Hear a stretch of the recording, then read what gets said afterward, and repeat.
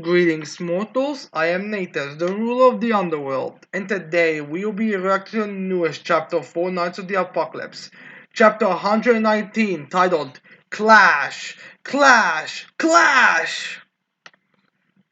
And really speaking, as titles for a start of the battle portion of the arc go, this is like pretty accurate. Like if you just got told the title and saw the cover page with Mortlak without his helmet, Tomatol's helmet, and Swartz. I'll get into it in this later in this chapter. Although it's also kind of funny how this is like these is very like misleading because yes, these are the opponents, but these are not the faces they have in these while they're gonna be in the battles. But yeah, so it's not that.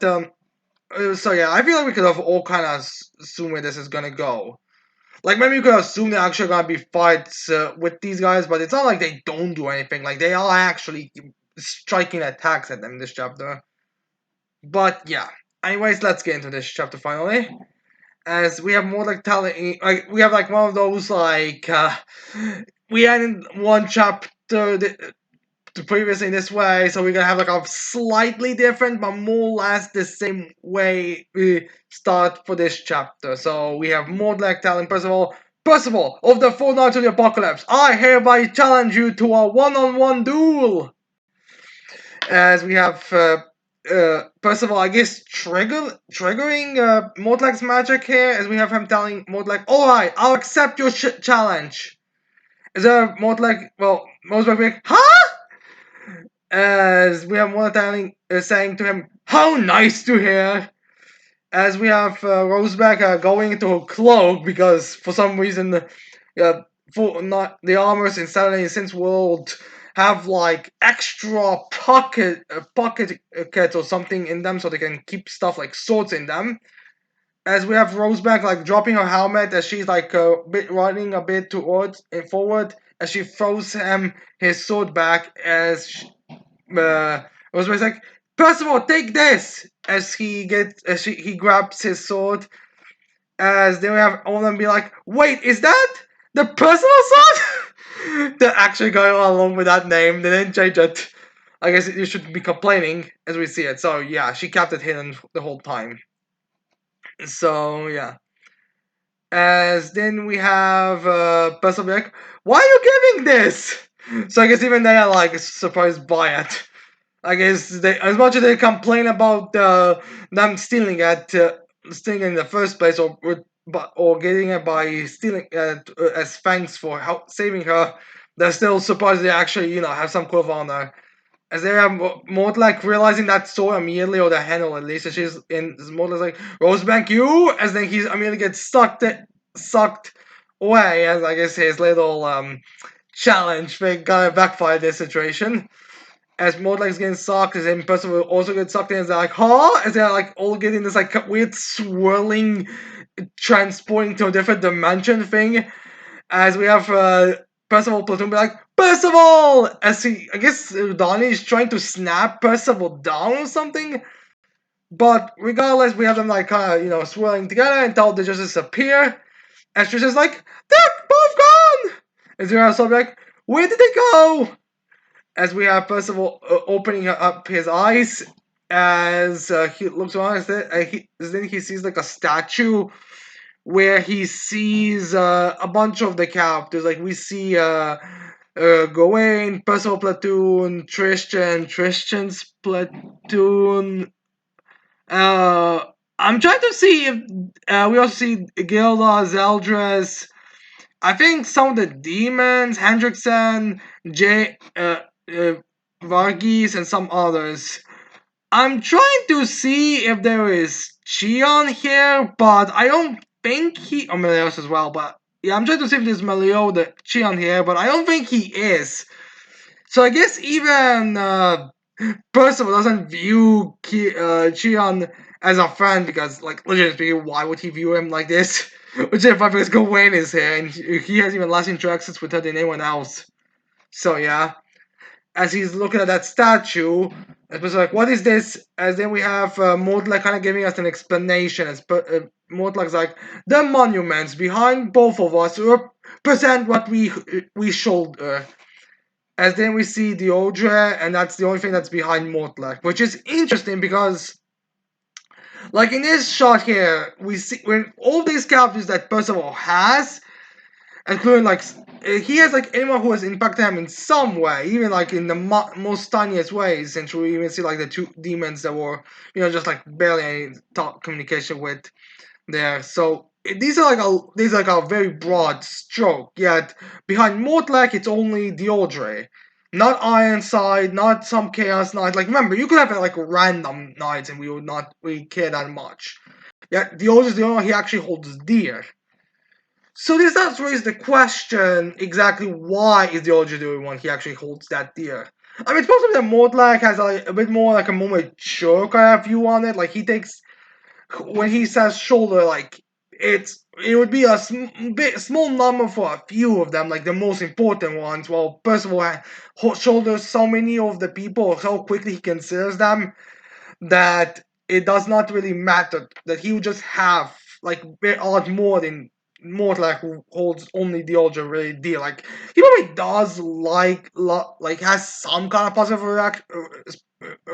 positive feelings towards Ironside, but maybe because of what happened to his sister, he is more negative with Ironside, or maybe it's something else. Like maybe it's like I'm not that's the thing. Although again, it could just be one of those things that's gonna have a lot more characters involved than it has than they are here, because again, like there's no Cheon, so I'm not sure if that's supposed to be more of like he doesn't hold Cheon deal, or if this is like uh, or if this is an error that no Kaba made. I mean, I would not be surprised if he doesn't hold Cheon D. I wouldn't even be surprised if there's like a question at some point where he's like, I didn't include Cheon because even Percival would not like after all this shit that he's giving him. So yeah, I don't. So it's debatable if that's the problem, but we'll see. See if there's gonna be a change here. As they were more like explaining Percival his magic a bit. It's like anyone who accepts a duel with me, I take into this dueling chamber via my magic known as duelist, which is really specific. Like again, I'm not surprised this is his magic since I did like as soon as he like spoke was talking about his magic, it always sounded like oh, wait, there's clearly something very gotta be like one of those 1v1, like no one I can out type of deals, but it's kind of funny how specific this whole thing is. So yeah. Good. As then we have more like explaining to Percival, Rule 1, one must die or be knocked out before the other can leave. So yeah, basically what I'm kind of surprised that you could just be knocked out, and I thought it was gonna be like one of the life to death duels, but I guess that's not gonna be the case now. So, as then we have what, which I mean, I guess it does kind of make sense. It more like a really high level swordsman, like only Tomatol, Ironside, and those guys are like able to beat him. So I guess it will not be that. So I guess again the lower ranking Naruto will probably be like a good practice type of thing. As then we have first of all getting a stance in as Mortley goes for a swing and striking something that's like it like clash a bit with each other. And then the first few quick strikes kind of pushes them a bit away. As Percival gets like a little cut on his arm and he starts spraying blood, as Percival notices it. As then we have Mortley telling Percival, Rule 2. Rule 2. No magic in this chamber, only pure fighting force is implied. Like I said, there's gonna be some kind of restrictions because, the way how Percival's training with only using his, sharpening his skills, so it would make sense that he would be in a fight where he cannot use magic. And yeah, so that's the reason why someone like Mortlak, who would, under normal circumstances, be no challenge for Percival with his magic, is now gonna be an extreme high level challenge because I'm assuming he's a rank below people like Ironside and Palgard and Tomatol in terms of power. Like if Palgard, Ironside, Tomatol, and whoever the fourth one is are the three of the four pals, then think Mortlak is below that rank. So yeah, as then we have, so yeah, I guess this is gonna be like so it would make sense that Percival here has no like magic, so he will there'll be a challenge here. And so, and because Moldark is probably one of the highest ranking, like a pure skill in terms of a sword to play. But I would probably wager that he's like I would honestly be surprised if he's like the fifth best swordsman, like only behind Ironside, Jericho, Tomato, and Arthur. Honestly, in terms of like a pure swordsman, sword versus sword type of match. But here against Percival, it's gonna be a challenge. Instead of Tomato be like, Percival, I know what you really are, and I know the entire story behind your birth. Ah, nice to see that Ironside has explained everything in detail to Mortlak. As we have Mordeo saying, that is why I want you to go away, before you become something truly terrifying. So yeah, there's also some personal reasons why he has to kill Percival. It's not like just, my king ordered me to kill you. Which I kind of get the feeling like when Ironside was telling Mortlak his mission, he would probably be like, yes, I'll have the chance to take vengeance on him for what he did to my son, to my nephew. Yeah, nephew, that's the right thing they're called. Would be what Doge is to Mortlak. As then we have Percival telling Mort like, if you do, then I'm going to make you tell me everything, you know? Because again, like it's time for you to answer, which kinda gives me the impression that Mortlak is gonna die. Like it says you can either die or be knocked out. So even if Mortlak, so I could see this be a way where Mortlak like kills himself type of deal. Which again makes more sense in my opinion. Mortlak dies by him, so like I'm not gonna tell such a monster as you are the truth kind of deal. So we'll see on that front. So, anyways, then we cut back to the real demon realm as we have the the copycat or Six Nights of Black reacting with Percival as their sword saying, "What a blunder! And right before our eyes too." I mean, you're all restrained, so it doesn't really matter.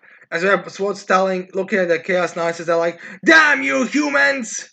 As then we have, well, in case anyone was wondering about Rosebank's loyalty type of situations, this next couple of panels explain to us exactly.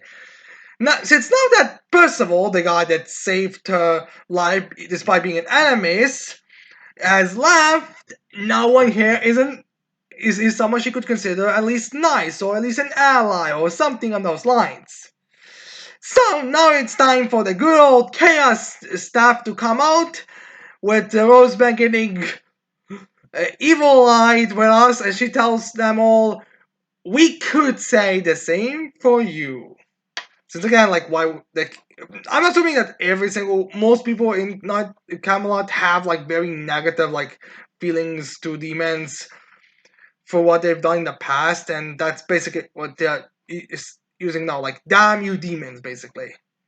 As they have, I think, Rosebank using chanting a spell. She's like, Chaos, show us your great ancestral power of creation. I gave you these 6 sacrifices. As then we have there's time to glow. Swords glowing. The rip of Six Nights of Black glowing. As they're all time and as they're all screaming like as I'm all in pain. As Gwen's like, is that? As I guess Gawain knows something about Chaos Staffs, or at least she has encountered Chaos Staffs before. I mean, there's always this like Mega Galan type of thing, but I don't think she saw the staff itself or the effects itself. Like I think Mega Galant got created and showed up separately on its like own area as she late, and then they went to fight while here she's seeing it from the very beginning in front of her. So how much Gawain knows about the Chaos powers and all those magic that the Chaos that's using is again up in the air. Again, I'm not entirely surprised if she does have a way to get into Camelot even without the mark on her. I mean, we know that she doesn't have a mark because, well, Donnie saw her butt as naked, so did Anne. Like, a couple of members have seen how she is, so you can't retcon them seeing a mark on her because we saw it, if you get my drift. As then we have all of them kind of screaming, As then we get like a bit of what looks like an explosion as they're all fused together. It's like which also had like as we have Gawain going in the air as well. Although I don't think it's because of the fusion. I think it's just that because of Donnie, because he's like dragging her to himself. Uh, as we have Donnie like, whoa! And she's going there. As we have Nazbek, way to catch her. Which makes me think that she was blown up. I don't know. It's kind of difficult to say how things were going. As then we have and be like, she's using the chaos stuff to fuse those demons into one. As we have Trisha be like, oh dear. As they're all staring at the creations, then we have a couple of tentacles going, well, not tentacles, a couple of like scorpion tails going towards them as Trishan immediately jumps on, I think uses his Chaos Demon Eye and Goddess Eye as he well, no wings by the way. He's like kind of going to block the blows or to redirect the blows away as they're kind of like swing back together. Well, actually, I think they're just like continuing swirling, but they will block to the side so they attack behind the group. As it actually just like has a lot of force that they're slamming to the ground as they fall in the air. As then we have Rosebank, a panel of Rosebank, as then Rosebank starts speaking with, I no more dislike fighting fellow humans, but so be it. Since, negotiations are not on the table anymore. Which kind of funny how Rosebank is now taking the lead. Yeah, like, it's not even like because, she kind of looked like she was gonna get redeemed, or she could still have like a redemption arc. Like, let's not act like that's not a possibility in anime, for God's sakes.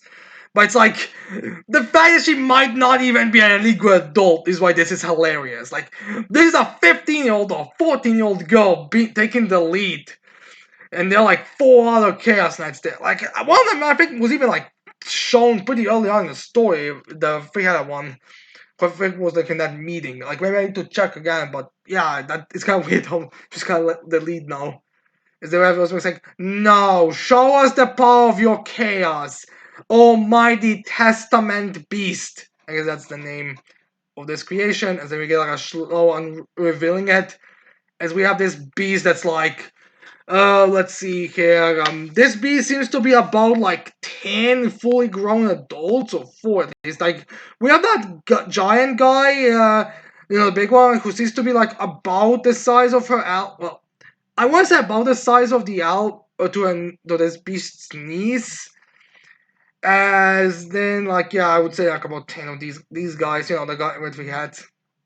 As we see this creature, its hat is a bit more spiky. I think it's supposed to be like a more spiky version of Swartz's, which makes it kind of one of this also gonna have like another form since Swartz had another form. With other spikes, the lion guy's helmet face in its torso, similar to how Galant's hat was Mega Galant's torso.